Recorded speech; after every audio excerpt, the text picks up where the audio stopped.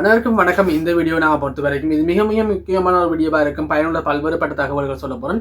அதில் மிக முக்கியமான தகவலாக இன்றைய வீடியோ நாங்கள் பார்க்க போகிறது வந்து இத்தாலியினுடைய விசா ப்ராசஸ் பற்றி பார்க்க போகிறோம். இதை பெரும்பாலான வகைகள் பார்த்தீங்கன்னு சொல்லி பழைய வீடியோக்கள் எல்லாம் வந்து நிறைய பேர் வந்து இத்தாலி தொடர்பான விசா தொடர்பான ப்ராசஸை போடுங்க, விசா எப்படி இத்தாலிக்கு எடுக்கிறோன்னு சொல்லி கேட்டிருந்தீங்க. ஸோ இத்தாலிக்கு நீங்கள் விசா எடுக்கணும்னு சொன்னால் இதில் வந்து மிக முக்கியமாக உங்களுக்கு தெரிஞ்சிருக்கணும் இத்தாலியில் என்னென்ன வகையான விசா இருக்குது. அதாவது நீங்கள் ஒரு இத்தாலிக்குள்ளே போகணும், இத்தாலியில் போய் நீங்கள் ஒர்க் பண்ணணும்னு சொன்னால் அங்கே ஒர்க் பண்ணுறதுக்கான விசா கேட்டகரிஸ் என்னது, ஒஃபிஷியலாக நீங்கள் எப்படி என்ட்ரி ஆகலாம்னு சொல்லி போடுறோன்னா எல்லா விடயங்களையும் நான் இந்த வீடியோ சொல்ல போகிறேன். இதில் மிக முக்கியமாக நான் சொல்ல போகிற விடயங்களை பார்த்தீங்கன்னா, இத்தாலியை பொறுத்த வரைக்கும் இத்தாலியில் இருக்கிற இப்போ இருக்கிற கன்செப்டில் வந்து இத்தாலியில் விசாவை வந்து உங்களுக்கு வழங்குறதுக்கு ஒர்க் விசா வழங்குறதுக்கான சந்தர்ப்பத்தில் இது சொல்லுவோம் இந்த வெளிநாட்டவர்களுடைய நகர்வின் அடிப்படையில் தான் இந்த விசா வழங்கப்படுது. முதலாவது இந்த வெளிநாட்டு அவர்களுடைய நகர்வுன்னு சொன்னால் என்னென்னு சொன்னால் ஒரு இடத்துல வந்து அந்த நாட்டுக்குள்ள, அதாவது இத்தாலிக்குள்ள எத்தனை பேர் உள்ள வரையிடும், அதே மாதிரி இத்தாலியிலிருந்து எத்தனை பேர் வந்து வெளியில போகணும், அதாவது இத்தாலியை விட்டு வெளியில அவுட் ஆகுறது எத்தனை பேர், இது ரெண்டுக்குமான கேப் தான் வந்து நாங்கள் சொல்லுவோம் நகர்வுன்னு சொல்லுவோம். உதாரணமாக ஒரு 10,000 பேர் வந்து இத்தாலிக்குள்ள 10 லட்சம் அல்லது 10,000 பேர் சின்ன எக்ஸாம்பிள் சொன்னோம்னா 10,000 பேர் இத்தாலிக்குள்ள வந்திருக்கணும் என்றால் ஒரு இடத்துல 2024ஆம் ஆண்டுல 10,000 பேர் வந்திருக்கணும்னு சொன்னால் இத்தாலியில இருந்து வெளியில போனாக்கள் வந்து ஒரு 8,000 பேராக இருக்க அந்த நகர்வுக்கான கேப்பை பார்த்தீங்கன்னா 2,000 ஆக்களாக இருக்கணும். ஸோ 2,000 ஆக்கள் இத்தாலியில் ஸ்டே பண்ணுற ஆக்களாக இருக்கணும். ஸோ இது அடிப்படையாக கொண்டு தான் இப்போ இத்தாலி கவர்மெண்ட் என்ன செஞ்சிருக்குன்னு சொன்னால் இத்தாலிக்கான புதிய விசா ப்ராசஸ் எல்லாத்துக்குமான அப்ரூவல் எல்லாத்துக்குமான விசேஷமான அந்த சேவைகள் எல்லாம் வழங்குறதுக்கு இந்த ப்ராசஸை வந்து பயன்படுத்த ஆரம்பிச்சிருக்கிறாங்க இத்தாலியில். ஸோ இத்தாலியை பொறுத்த வரைக்கும் இத்தாலியில் 5 வகையான பிரதானமான விசா கேட்டகரிக்குள்ள நீங்கள் வேண்டாம் இத்தாலிக்குள்ளே போகலாம். உண்மையாகவே இதில் மிக முக்கியமாக இருக்கிற கேட்டகரிஸை பார்த்தீங்கன்னு சொன்னால் எல்லாமே வந்து ப்ரொஃபஷனல் பேஸ் பண்ணதாகத்தான் மெயினாக இருக்குது. ப்ரொஃபஷனல் இல்லாமல் நீங்கள் பொறுத்துக்கான சந்தர்ப்பம் 1-2 விசாஸ் இருக்குது.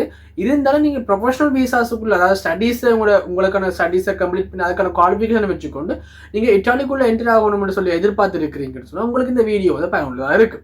ஸோ இதில் மிக முக்கியமாக நான் சொல்ல போகிறது வந்து சீசனல், முதலாவது விசா நான் சொல்கிற மாதிரி ஒன்று சீசனல் விசான்னு சொல்லுவோம், ரெண்டாவது வந்து நான் சீசனல் விசா, தேர்ட் வந்து கேர்டிவ் விசான்னு சொல்லுவோம், மூன்றாவது வந்து இன்வெஸ்ட்மெண்ட் விசா, நாலாவது பார்த்தீங்கன்னா ஹை நெட்வொர்க் ப்ரொஃபைல்னு சொல்லலாம், அல்லது ஹை நெட்வொர்க்குக்கான விசான்னு சொல்லுவோம். ஓகே, இதில் வந்து பார்த்தீங்கன்னா இதில் முதலாவது சீசனல் விசா நீங்கள் பார்க்கறதுக்கு முன்னுக்கு உங்களுக்கான விசா ப்ராசஸ் எல்லாமே வந்து செய்ய பார்த்தீங்கன்னா நீங்கள் எல்லாமே கவர்மெண்ட் இங்கே இத்தாலியை பொறுத்த வரைக்கும் இத்தாலி கவர்மெண்ட்டுக்குள்ளாலேயே உங்களை செஞ்சு கொள்ளக்கூடியதாக இருக்கும். அதாவது நீங்கள் ஒஃபிஷியலாக நீங்கள் அப்ளை பண்ணி உங்களுக்கான ப்ராசஸ் எல்லாமே செஞ்சு கொள்ள வேண்டும். ஏஜென்சிக்குள்ளால் போய் செய்ய வேண்டியதுக்கான தேவைப்பாடுகள் பெருமளவில் குறைவாக இருக்கும். உங்களுக்கான விசா ப்ராசஸ் இந்த ரூல்ஸ் இதெல்லாம் தெரிஞ்சிருந்துச்சுன்னா ஈஸியாகவே நீங்கள் செஞ்சு கொடுத்துக்கான வழிவகைகள் இருக்குது. ஸோ இதில் மிக முக்கியமாக நாங்கள் பார்க்க போகிற விசா, முதலாவது விசா நாங்கள் எதை பார்க்க போகிறோம்னு சொன்னால் அதில் வந்து நான் சீசனல் விசா பார்ப்போம். இந்த நான் சீசனல் விசான்னு சொல்லி என்னென்னு சொன்னால் உங்களுக்கான ஸ்பான்சர்ஸ் விசா. இத்தாலியில் ஒரு பிஸ்னஸ் ஸ்டார்ட் பண்ணியிருக்கிறோம்னு சொன்னால், ஒரு கம்பெனி வச்சிருக்கிறோம், ஒரு ஷாப் வச்சிருக்கிறோம்னு சொன்னால் இங்கே வந்து ட்ரேட் லைசன்ஸ் ஒன்று கொடுக்கணும். அப்போ இங்கேருந்து கொடுக்குற இந்த இத்தாலியில் கொடுக்குற ரேட் லைசன்ஸ் அடிப்படையாக வந்து இது 2 கேட்டகரியான ரேட் லைசன்ஸாக இருக்கும். ஒன்று வந்து பார்த்தீங்கன்னு சொன்னால் இத்தாலியில் இந்த விசாவை இஷ்யூ பண்ணிருக்கும், அதாவது இந்த ட்ரேட் லைசன்ஸை கொடுக்க நீங்கள் வந்து வெளியில இருந்து, அதாவது ஏனைய நாடுகளில் இருந்து ஸ்பான்சர்ஸ் பண்ணி உங்களுக்கான ஆட்களை வேலைக்கு எடுத்துக்கொள்ளலாம் என்று சொல்லி வழங்கப்படுற விசா தான் இந்த ஸ்பான்சர்ஸ் விசான்னு சொல்லுவோம். ஸ்பான்சர்ஸ் அப்ரூவல், அதாவது அங்கே இருக்கிற ஷாப்ஸ், கம்பெனிஸ், பார்ட்னர்ஷிப்பாக இருக்கலாம், என்டர்பிரினர்ஷிப்பாக இருக்கலாம், இவை எல்லாருக்கும் வழங்கப்படுற விசா இது. ஸோ விசாக்கான அப்ரூவல், அதாவது வெளியிலேருந்து ஆட்களை உள்ள எடுத்துக்கொள்ளலாம்ன்றதுக்கான ப்ராசஸ். இப்போ இந்த ப்ராசஸ் இருக்கு, இந்த இதுக்கான தகுதி இருக்கிற நிறுவனங்கள் என்ன செய்யலாம்னு சொன்னால் அவர்களுக்கு வேலைக்கு உண்மையாகவே ஆட்கள் தேவைங்க, எம்ப்ளாய்மெண்ட்டுக்கான கேப்ஸ் ஒன்று இருக்குன்னு சொன்னால் அவங்க வந்து அதுக்கான விசா தங்களோட விசா கோட்டாவை பயன்படுத்தி வெளியிலேருந்து ஸ்பான்சர் பண்ணி எடுத்துக்கொள்ளலாம். ஸோ இப்படி ஸ்பான்சர் பண்ணி எடுக்கிறத வந்து நீங்கள் இட்டாலிக்கான வேக்கன்சி எடுக்கிற, இப்போ இண்டீட்டாக இருக்கலாம், இது இண்டீட் மாதிரி இருக்கிற ஏனிய வெப்சைட்டில் வந்து ஒர்க் எடுத்துக்கொள்ளக்கூடிய மாதிரியான ஒர்க் எடுத்துக்கொள்றதுக்கான சந்தர்ப்பம் இருக்கீங்க. நீங்கள் அங்கே வந்து அவங்களை வேக்கன்சி படி உங்களோட ப்ரொஃபைல் வந்து அப்ரூவ் பண்ணியிருந்தா, அவங்க அக்செப்ட் பண்ணியிருந்தாங்கன்னு சொன்னால் உங்களுக்கு வந்து இந்த நான் சீசனல் விசாக்குள்ளால விசா கிடைக்கிறதுக்கான சந்தர்ப்பம் இருக்குது. இந்த இதில் மிக முக்கியமான ஒரு விடயம் இருக்குது. இந்த நான் சீசனல் விசா பொறுத்த வரைக்கும் உங்களுக்கு பார்த்தீங்கன்னா 3 இயர்ஸுக்கான விசா கிடைக்கும். அதாவது விசா கொடுக்க வந்து ஒரு 2 இயர்ஸ், 1 இயர், 2 இயர்ஸ், 3 இயர்ஸ்ன்னு சொல்லி விசா கிடைக்கும் முதலாவது ஸ்டார்ட்லேயே. ஸோ 3 இயர்ஸுக்கான விசா கிடைக்கும். இந்த 3 இயர்ஸ் விசால இப்ப நான் சீசனல் விசால மிக முக்கியமான ஆட்கள் யாருன்னு சொன்னா இந்த கன்ஸ்ட்ரக்ஷன் ஒர்க்ல ஒர்க் பண்றாங்க, அதாவது பில்டிங் அண்ட் கன்ஸ்ட்ரக்ஷன் பார்ட்டுக்குள்ள நாலேஜ் இருக்கிற குவாலிஃபிகேஷன் இருக்கிற ஆட்களுக்கு தான் இப்ப இந்த சந்தர்ப்பத்தில் 2025ஆம் ஆண்டுல அறிமுகப்படுத்தப்பட்டிருக்கிற புதிய விசா ப்ராசஸ் இந்த ரூல்ஸ் அடிப்படையில், அதாவது லோவின் சேஞ்ச் அடிப்படையில் இந்த நான் சீசனல் விசாக்குள்ள வந்து கன்ஸ்ட்ரக்ஷன் பார்ட்டில் ஒர்க் பண்ணுற ஆட்களுக்கு இங்கே ஒர்க் எடுக்கிறதுக்கு மிக மிக இலகுவாக இருக்குது.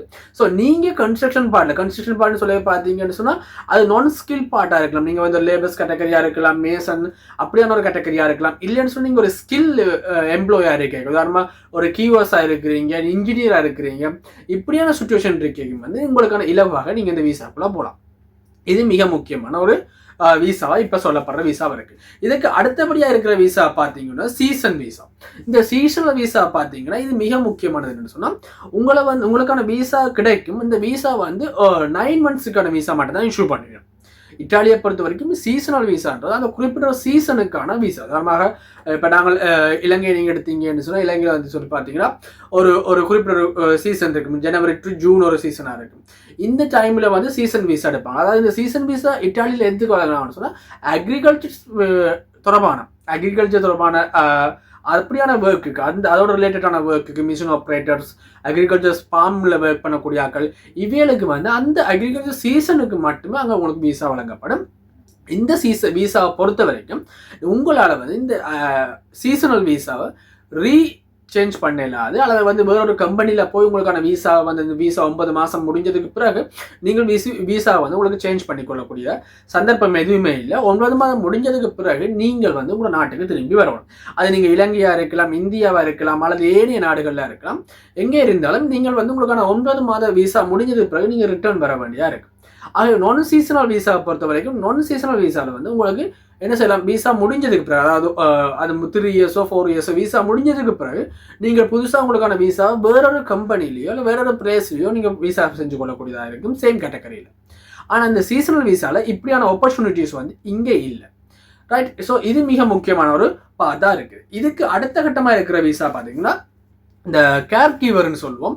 கேர் கீவர்னு சொன்னால் இந்த லைக் நர்சிங் ஹோம் மாதிரி, ஓகே, நர்சிங் ஹோம், ஹாஸ்பிட்டாலிட்டிஸ், அதாவது டே கேர்ஸ் மாதிரி லைக் தட் அப்படி ஒரு கன்செப்டில் வந்து இந்த வயதான ஆட்கள் முதியோர்களை பராமரிக்கிறதுக்கான ஒர்க் எல்லாமே வந்து இத்தாலியில் வந்து அதிக அளவாக இருக்குது. இத்தாலியில் வந்து தெரியும் உங்களுக்கு, முதியோர் எல்லாரையும் வந்து பார்த்தீங்கன்னு சொன்னால் பராமரிக்கிறது தனியொரு கேக்கர் இருப்பினும்.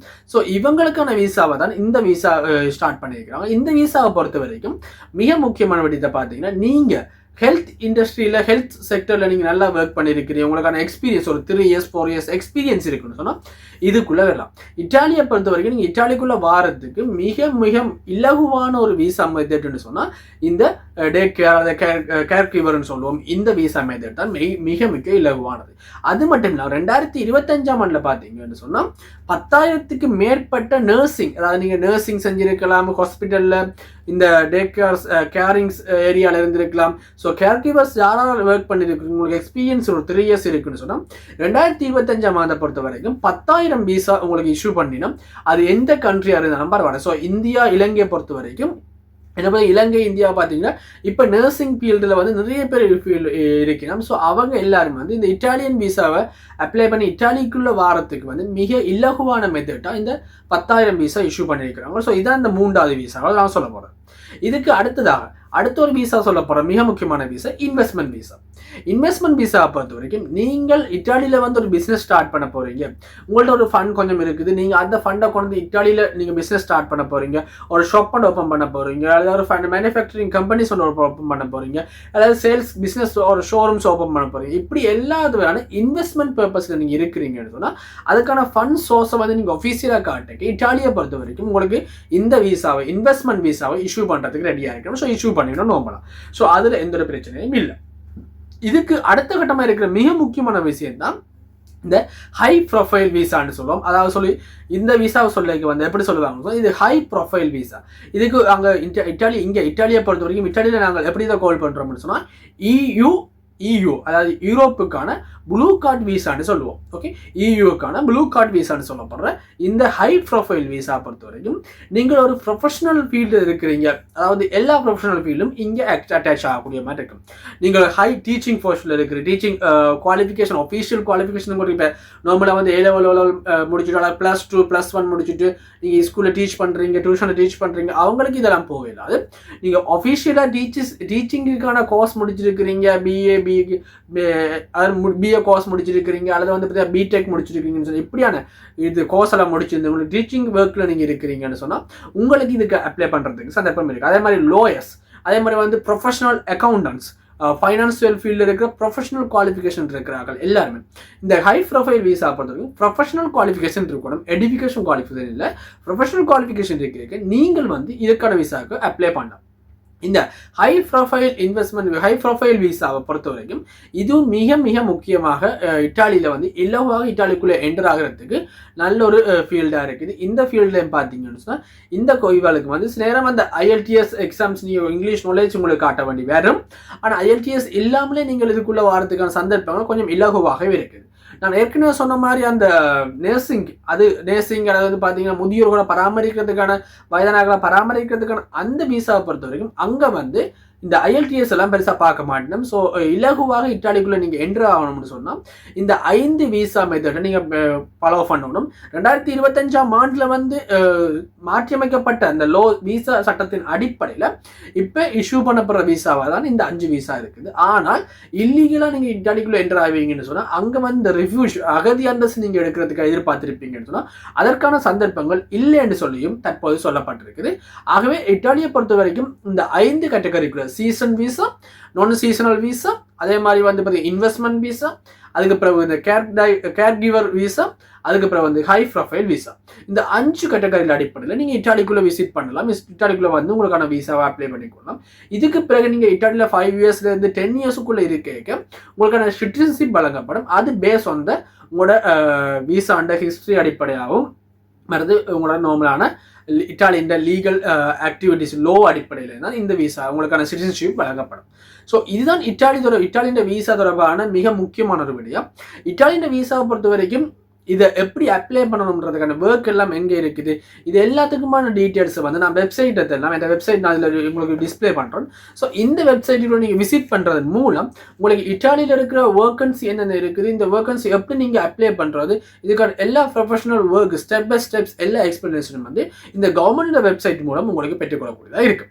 ஸோ இதில் வந்து நீங்கள் போய் instruction step by step instruction இருக்கும். ஸோ நீங்கள் வந்து ஒரு புதுசாக வந்து லைக் உங்களோட ஒரு ஏஜென்சிக்கு பே பண்ணுறது, எக்ஸ்ட்ரா பே பண்ணுறதுக்கும் அது எதுக்குமே இருக்காது. உங்களோட ப்ரொஃபைல் வந்து சரியாக இருந்துச்சுன்னு சொன்னால் நீங்கள் குவாலிஃபையான ஆளாக இருந்தீங்கன்னா ஷூராக அந்த கம்பெனியை டிரெக்டாக அவங்கள கால் பண்ணுவாங்க. ஸோ எக்ஸ்பென்ஸும் வந்து சரியான லோவாக இருக்கும். ஸோ இதான் இட்டாலி தொடர்பான விசா தொடர்பான எல்லா விடயங்களும் நாங்கள் தந்திருக்கிறோம். ஸோ இந்த வீடியோ உங்களுக்கு பிடிச்சிருந்ததுன்னா சசி எஸ்எம்க்கு சப்ஸ்கிரைப் பண்ணிட்டு வீடியோ பாருங்கள். ஸோ நீங்கள் சப்ஸ்கிரைப் பண்ணிக்க வந்து அது எனக்கு மோட்டிவேஷனாக இருக்குது. நான் இன்னும் நிறைய தரமான வீடியோக்கள் போடலாம்னு சொல்லி எதிர்பார்த்துருக்கிறேன். ஸோ இன்னும் ஒரு பிரியோசனமான வீடியோ நான் போடும் வரைக்கும் இணைந்திருந்த அனைவருக்கும் நன்றி. மீண்டும் ஒரு வீடியோ சந்திக்கலாம். சசி எஸ்எம்க்கு சப்ஸ்கிரைப் பண்ணிக்கொள்ளுங்க.